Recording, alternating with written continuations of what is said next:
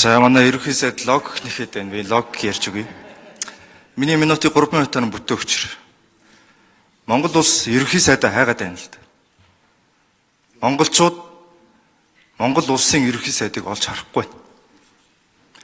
Америкийн нэгдсэн улс сургуульд өгсөн боловсролтой тогтун сүүлд их хурлд олон удаа суусан үндсэн хуулийн нэмэлт өөрчлөлтийг гардан зохион байгуулсан эрдэм мэдлэгтэй ерөнхийлөгчийн таман газрын дарга байсан шатар тоглодог ном уншдаг ухаантай хүнийг харж байна. Сайхан ухаантай Монгол ахыг харж байна. Гэхдээ энэ хүнээс ерөнхий сайдыг олж харахгүй байна л дээ. Яагаад ингэж ийм гэхээр монголчууд үе үед ерөнхий сайд шиг ерөнхий сайд нарыг харж ирсэн. Тусгаар тогтнолын төлөө ам бие үл хайхран зүтгэжээс ерөнхий сайд нарыг харж ирсэн. Өмч хөвчлөлийг хийж чадсан ерөнхий сайдыг харж ирсэн. 5 төгөлдөр гэж нэрлээд Атран 3 дугаар аян гэж хэрэгжүүлээд эхний 200 хоногт үр дүнгээ танилцуулж ирсэн ерөнхий сайдыг харж ирсэн. Шинжлэл бол сэтгэл хийж гаргаж хийх ажил юм аа гэд шинжлэлийн бодлогоо 100 хоногт танилцуулаад 200 хоног дээр үр дүнгээ танилцуулж ирсэн ерөнхий сайд нарыг харж ирсэн учраас монголчууд өнөөдөр ерөнхий сайдаа хайгаад байгаа. Өнөөдөр яагаад ерөнхий сайдыг хайж ин шилжин гэхээр монголчууд өнөөдөр өрхийн гишүүн болгон амьдралд нь алдахгүй тоо яриад байдаг.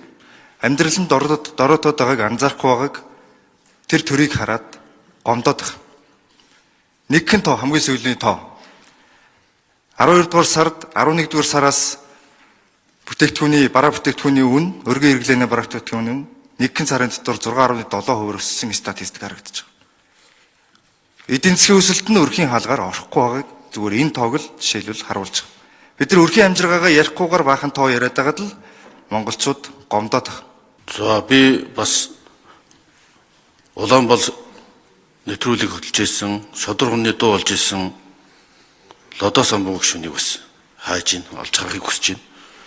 Энэ инфляц бол жилд 14% өсөж явахад энэ ковидын шалтгааны улмаас энэ бараа бүтээгдэхүүний 2-3 дахин өсөж явахад өнөөдөр энийг нь сааруулад бид өөрчлөлт гаргаж яхад мэдээж инерцээр хүний амьдрал нэг өдөр сайн сайхан болчихгүй 6 сарын дотор сайн сайхан болчихгүй өнөөдөр харин энэ 53 хүнсний үйлдвэр шинээр нээгдсэнийг яагаад олж харахгүй байгаа юм бол яагаад хүнсний хангамж бүтээгдэхүүн сайжиж байгааг яагаад олж харахгүй байгаа юм бол яагаад инфляц саарад 8.2 болж байгааг дандаа тоо гэж үзэж байгаа юм бол өнөөдөр валютын ханш чинь нүдэн дээрд чинь 3605-аад 4000 хүрэх чагаад энийг бид 3550 болгож буурж байгааг яагаад харахгүй байгаа юм бол энэ хүний амьдралд наалдцгүй гэж үү? Ийм бодит үннийг олж харахгүй заавал имийг үгүйсгэж яагаад хараад байгаа юм бол? Яагаад дандаа үгүйсгэхийн тулд биш болж бүтэж байгаа имийг нь хараад ажиллаж болдгоо юм бол? Яагаад энэ дээр хамтраад хууль санаачлаад жишээлбэл энэ өмнө өсөлтийг шийдвэрлэх ард иргэдэд амжиргаанд шийдэх асуудлыг улсын хурлын гишүүний хувьд энэ дээр хамтраад ажиллаж болдгоо юм бол? Гэх мэтлэн ингээд тайлбарлаад явбал болно. Гэхдээ инфляцийг өдөөж байгаа хамгийн гол хүчин зүйл болох нийлүүлэлтийн инфляц. Энэ эрэлтийн инфляцийг бид хязгаарлалчлаа. 2.3 их 80 төгрөгөөр төсөв танлаа шүү дээ. Эн чинь одоо төрийн албан хаагчдын тоог 9%-аар бууруулж 9% гэдэг чинь асар томтой олон мянган хүний асуудал 5.2 их 80 дээр төсөв онох байсан. Ер нь ингээд унж байгаа бүх хэмийг тооромжлоо зогсоогоо дээш нь гошууг нь өргөж байгаа энэ бүхнийг үгүйсгээд байгаа юм бол энэ мэтлэн бас